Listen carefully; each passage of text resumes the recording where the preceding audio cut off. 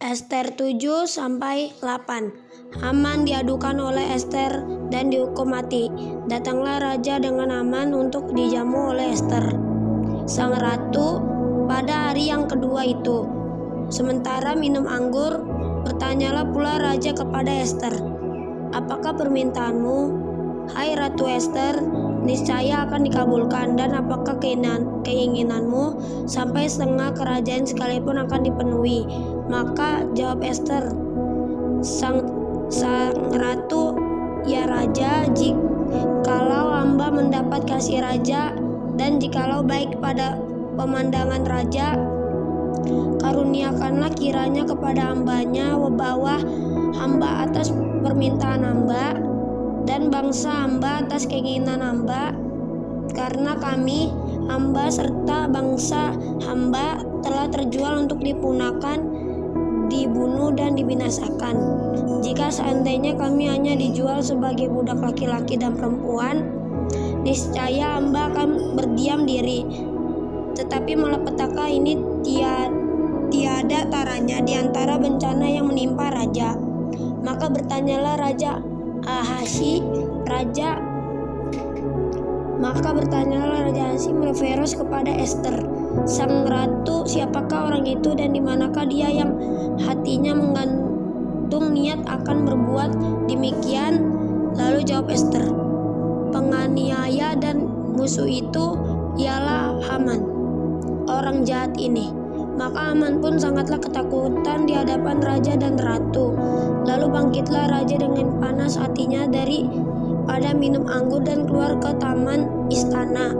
Akan tetapi Haman masih tinggal untuk memohon nyawanya kepada Ester, sang ratu, karena ia melihat bahwa telah putus niat raja untuk mendatangkan celaka kepadanya. Ketika raja kembali dari taman istana ke dalam ruangan minum anggur, maka Haman berlutut pada katil tempat Ester berbaring. Maka titah raja masih juga ia hendak mengangkahi sang ratu di dalam istanaku sendiri.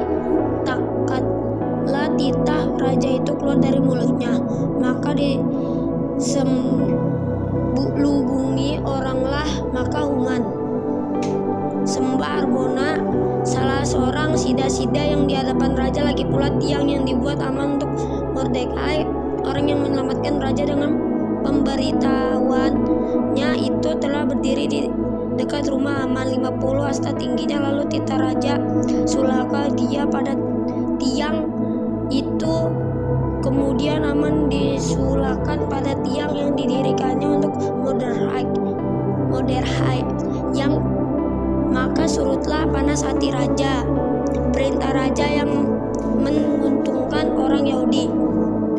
Pada hari itu juga Raja Ahasveros mengaruniakan harta milik Haman seteru orang Yahudi kepada Ester, sang ratu, dan Mordekai masuk menghadap raja karena Ester telah memberitahukan pada pertalian Mordekai dengan dia. Maka raja mencabut cincin meterai yang diambil daripada Haman, lalu diserahkannya kepada Mordekai. Dan Mordekai diangkat oleh Ester menjadi kuasa atas harta milik Haman. Kemudian Ester berkata lagi kepada raja sambil bersujud pada kakinya dan menangis memohon karunia-Nya supaya dibatalkannya maksud jahat Haman, orang Agag itu, serta rencananya yang sudah dibuatnya terhadap orang Yahudi. Maka raja mengulurkan tongkat emas kepada Ester, lalu bangkitlah Ester dan berdiri di hadapan raja, serta sembahnya, "Jikalau baik pada pemandangan raja, dan jikalau hamba mendapat kasih raja, dan hal ini dikiranya dipandang benar oleh raja, dan raja berkenan kepada hamba, maka hendaklah dikeluarkan surat titah itu." Menarik kembali surat-surat yang berisi rancangan Haman bin Hamedata, orang Agag itu, yang ditulisnya untuk membinasakan orang Yahudi di dalam semua daerah kerajaan. Karena bagaimana hamba dapat melihat malapetaka yang menimpa bangsa hamba, dan bagaimana hamba dapat melihat kebinasaan sanak saudara hamba. Maka jawab Raja Ahasveros kepada Ester, sang ratu, serta kepada Mordekai, orang Yahudi itu, harta milik Aman telah karuniakan kepada Esther, dan Aman sendiri telah disulahkan pada tiang karena ia sudah mengacukan tangannya kepada orang Yahudi. Tuliskanlah atas nama raja apa yang kamu pandang baik tentang orang Yahudi, dan meteraikanlah surat itu dengan cincin meterai raja. Karena surat yang dituliskan atas nama raja dan dimeteraikan dengan cincin-cincin meterai raja tidak dapat ditarik kembali. Pada waktu itu juga dipanggillah para panitera raja dalam bulan yang ketiga, yakni bulan Siwan, pada tanggal 23, dan sesuai dengan segala yang diperintahkan Mordekai. Dituliskanlah surat kepada orang Yahudi dan kepada para wakil pemerintah, para bupati, dan para pembesar daerah dari India sampai ke Ethiopia, 127 daerah, kepada tiap-tiap bangsa menurut bahasanya, dan juga kepada orang Yahudi menurut tulisan dan bahasanya. Maka ditulislah pesan atas nama Raja Ahasverus dan meterai dengan cincin-cincin meterai raja, lalu dengan perantaraan pesuruh-pesuruh cepat yang berkuda, yang mengendari kuda kerajaan yang tangkas yang diternakan di pekudaan, dikirimkanlah surat-surat yang isinya raja mengizinkan orang Yahudi tiap-tiap kota untuk berkumpul dan mempertahankan nyawanya, serta menggunakan membunuh atau membinasakan segala tentara, bahkan anak-anak dan perempuan-perempuan dari bangsa dan daerah yang hendak menyerang mereka,